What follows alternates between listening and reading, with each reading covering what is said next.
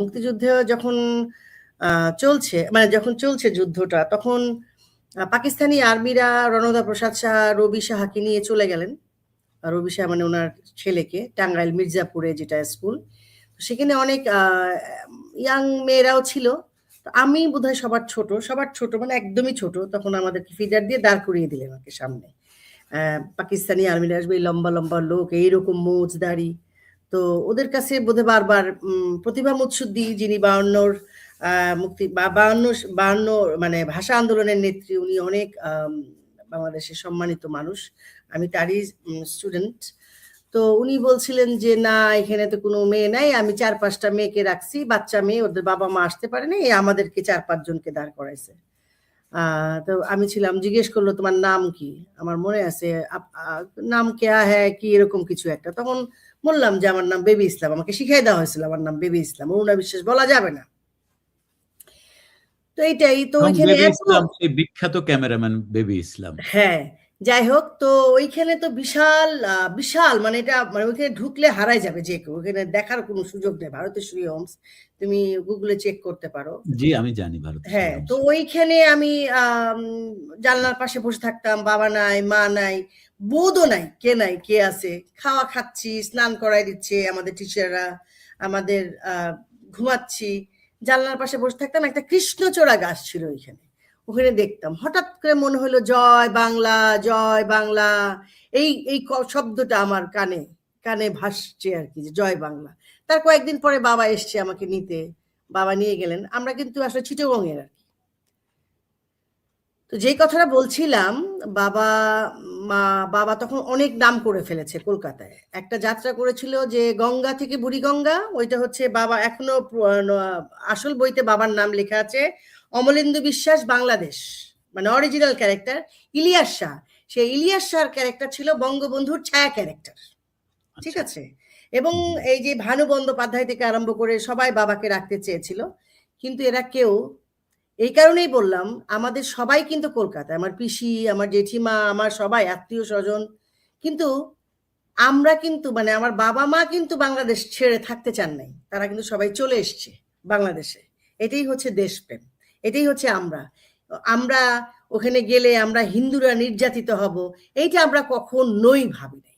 আজকে যারা দুজন তোমরা কথা বলতো, ওরা দুজনই তো মুসলিম, আমি তো আসলে মাইনরিটি, এখানেও আমি মাইনরিটি যদি সেই হিসেবে, কিন্তু আমরা তো সবাই মানুষ আসলে।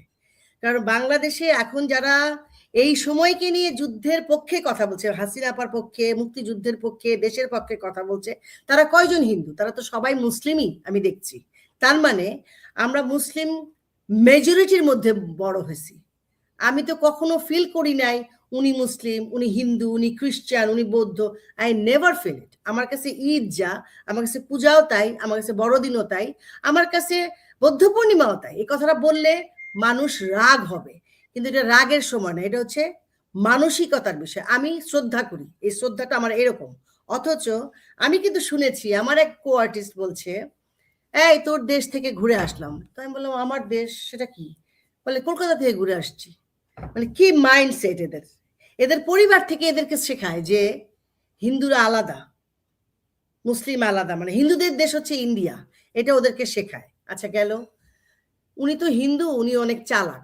এখন আমার বাবা তো মারা গেছে 87-এ, আমি তো এসছি 86-এ।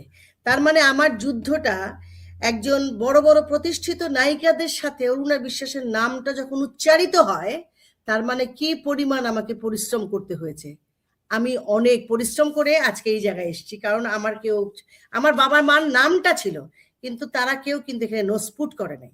রাজ্জাক কাকু চেয়েছেন আমার বাবার কাছে, আমার বাবা আমাকে, রাজ্জাক কাকু যেহেতু আমাদের নায়করাজ রাজ্জাক, ওনার নিশ্চয়ই রেসপন্সিবিলিটি আছে, তাকে আমাকে বলেছে এটা আপনার সন্তান, আমি আপনাকে দিলাম। এখনকার শিল্পীদের সম্পর্কে যেই ধরনের আমি বলি, যে ধরনের নোংরা কথা শুনতে হয়, আমাদের সময় শিল্পীরা এতটা অসভ্য তো ছিলই না। তারা প্রত্যেকেই পরিশ্রমী ছিল, তারা সংবেদনশীল ছিল, তারা প্রত্যেকের ব্যাপারে সহমর্মী ছিলেন। সবাই আমি সিনিয়র থেকে আরম্ভ করে যে কোনো শিল্পী। এখন কার কি হিসেব, তার হিসেব তার কাছে, কিন্তু আমার হিসেব এমন না যে কিছু পাওয়ার জন্য আমি তাকে কিছু দিতে হবে, এই বিশ্বাসে আমরা বড় হইনি। আমাকে যার প্রয়োজন, আমাকে যদি চাষী নজরুল ইসলাম, আমাকে যদি সুভাষ দত্ত, আমাকে যদি দিলীপ বিশ্বাস, আমাকে যদি শিবলি সাদিকের প্রয়োজন হতো ক্যারেক্টারের জন্য, ওনারা আমাকে নক করেছেন। আমি কখনো কাউকে আজ পর্যন্ত নক করিনি। আমাদের সময় এই প্র্যাকটিসটা ছিল না। হ্যাঁ, কিছু কিছু সিনিয়র আর্টিস্টরা পলিটিক্স করতেন, কিন্তু আমাদের কোনো পলিটিক্স করার সুযোগ ছিল না, কারণ আমরা কাজ করতাম, আমরা বাসা ভাড়া দিতাম, আমরা ফ্যামিলি চালাইতাম। এটা আমার জব, ওইটা আমার জবই ছিল। তার মধ্যে আমি নাম করেছি বা মানুষ আমাকে চিনেছে, আমাকে জেনেছে।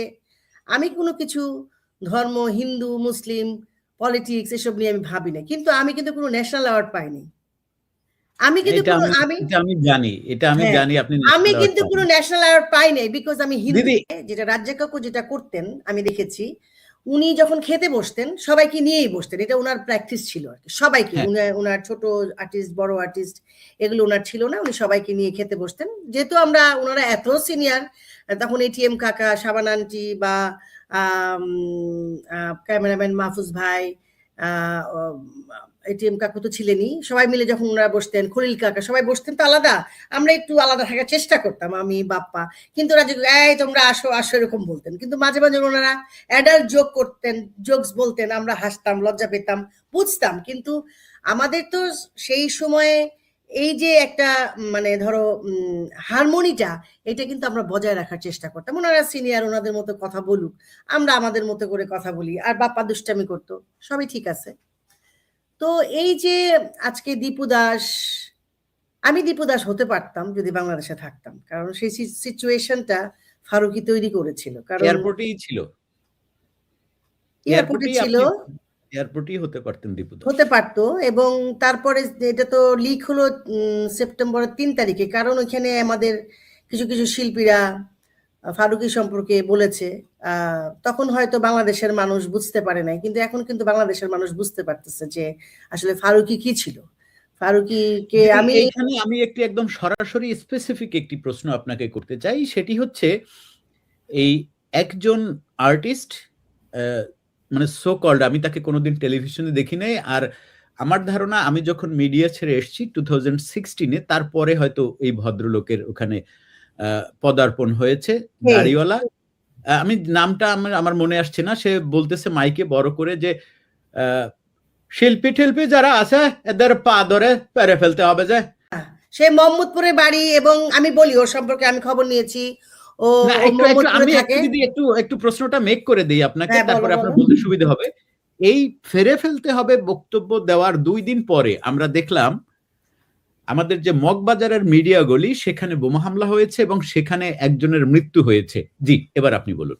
এবং এই লোকটা তোমরা হয়তো ভুলে গেছো, ইন্দ্রাও বলবো কথা, এই লোকটা যখন নাকি পাঁচই কবে জানি 5ই জানুয়ারি, কবে 5 তারিখে যখন 32 নম্বর ভাঙছিল, ও বলছিল যে শেখ হাসিনাকে আমি নিজের হাতে গলা টিপে মারবো। আসলে করে না মাঝখান থেকে, ওই যে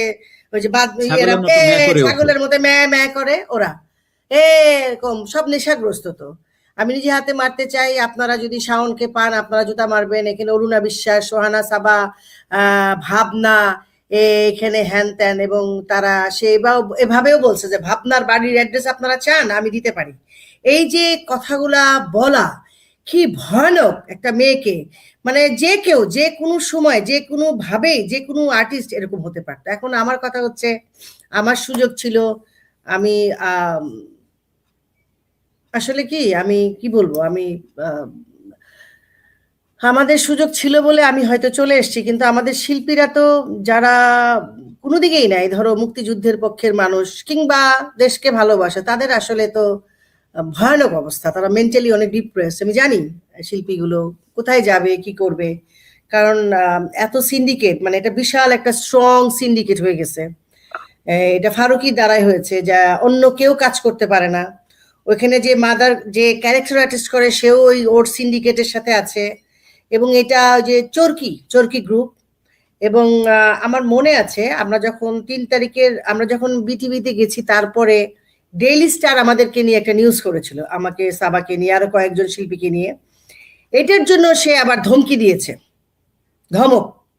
হ্যাঁ, এদেরকে আপনারা পেট্রোনাইজ করছে, মানে তার কত বড় সাহস, কত বড় কলিজা, আমি খালি তাই ভাবতেছি ওর কত বড় কলিজা। ওই লেখাপড়া আসাদ, জানোস না, মানে এই যে কি নাম, এই যে আসাদ। কি নাম, আসাদ নাই, ফারুকি।